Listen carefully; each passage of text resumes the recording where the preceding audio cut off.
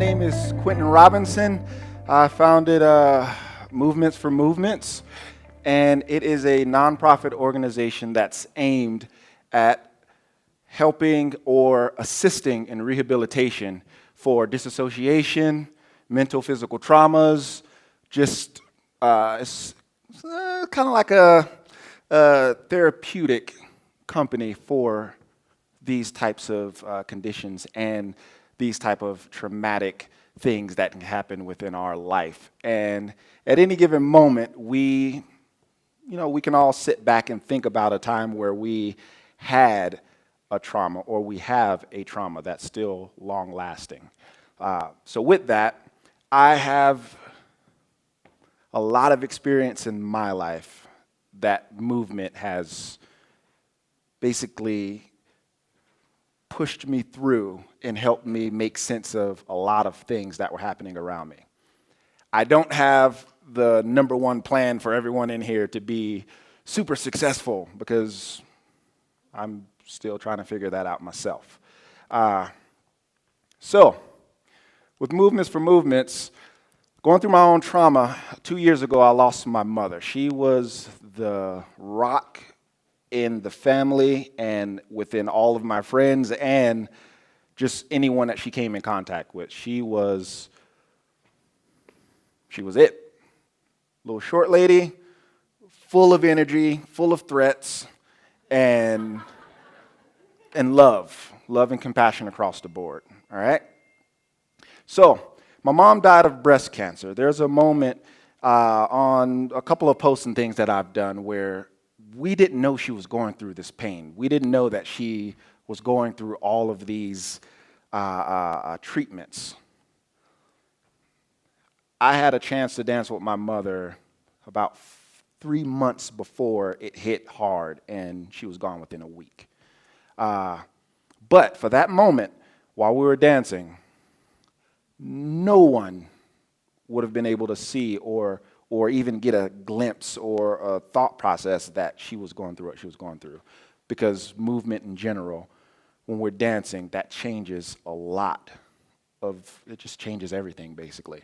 And so with Movements for Movements, I took my passion, figured out what I love to do, and I started to aim everything that I love and everything that I've gone through, that passion, and I put it into a company.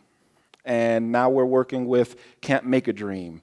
I had an opportunity to be a part of a group called Hatch. I'm pretty sure you probably heard that name walking around here plenty of times today or just throughout the weeks and years of being around here.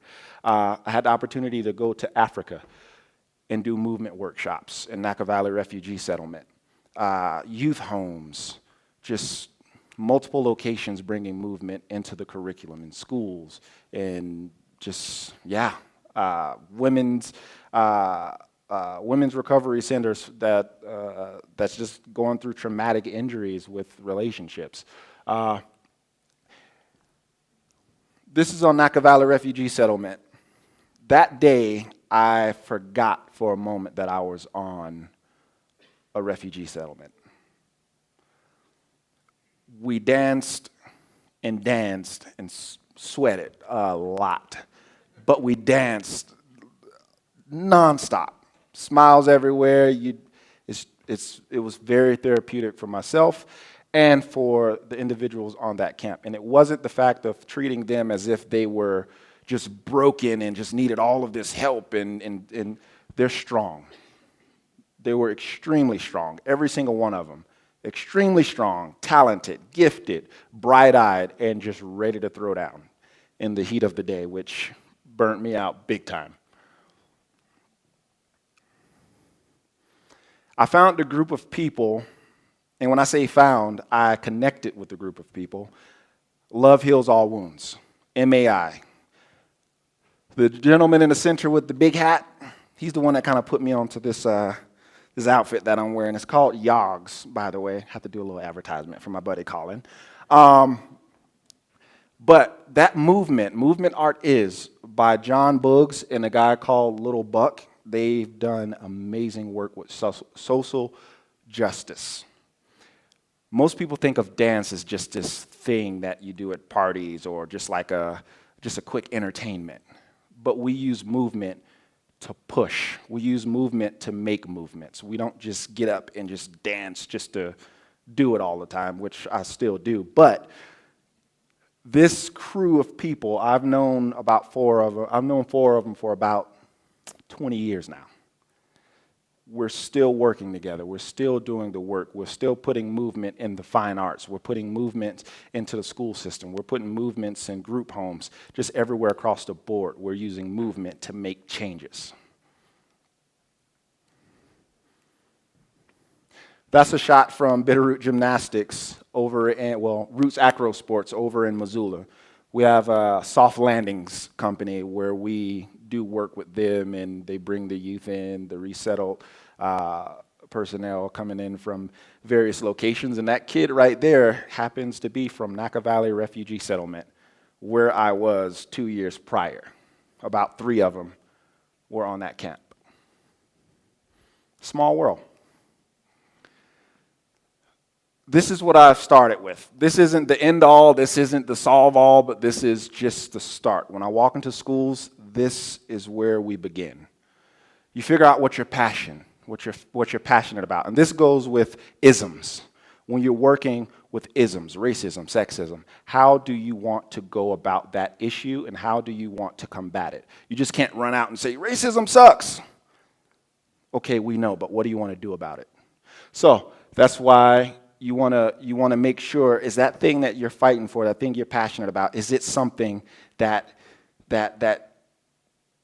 can push you along the way, that keeps you motivated, that keeps you going, that keeps you elevating every moment. And then once you get that, you have to figure out how do you want to express it. Which lane do you want to go down? Do you want to go down prison reform? Do you want to go down racism in a workplace? Do you want to go down police brutality? Like, which lane? There's a lot of things to deal with. And I use this for dancing.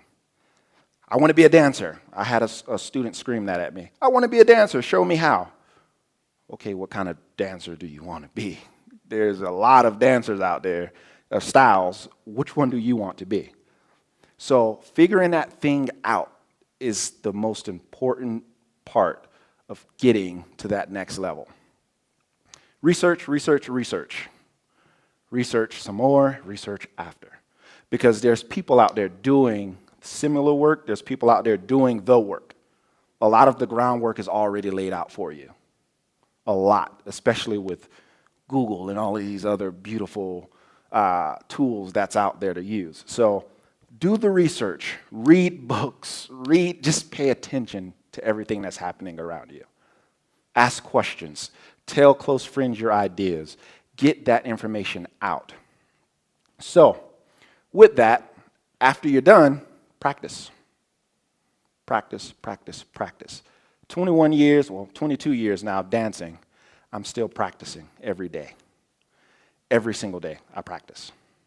You can never be so good to where you can just sit still and say, I got this. It's not going to happen.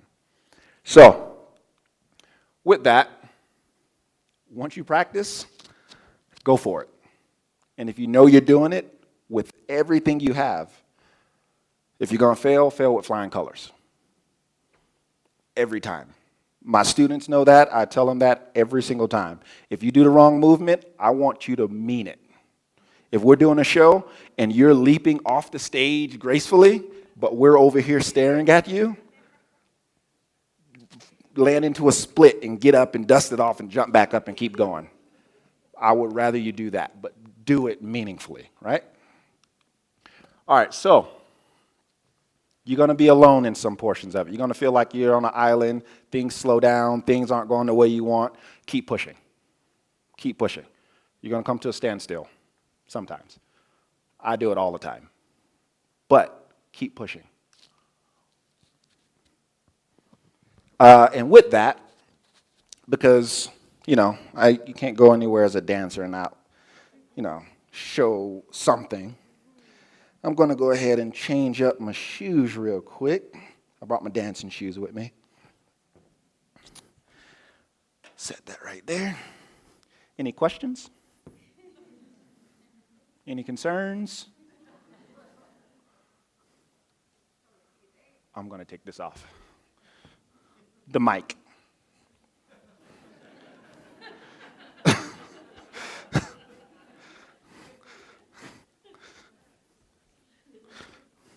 All right, so taking this off, no more words.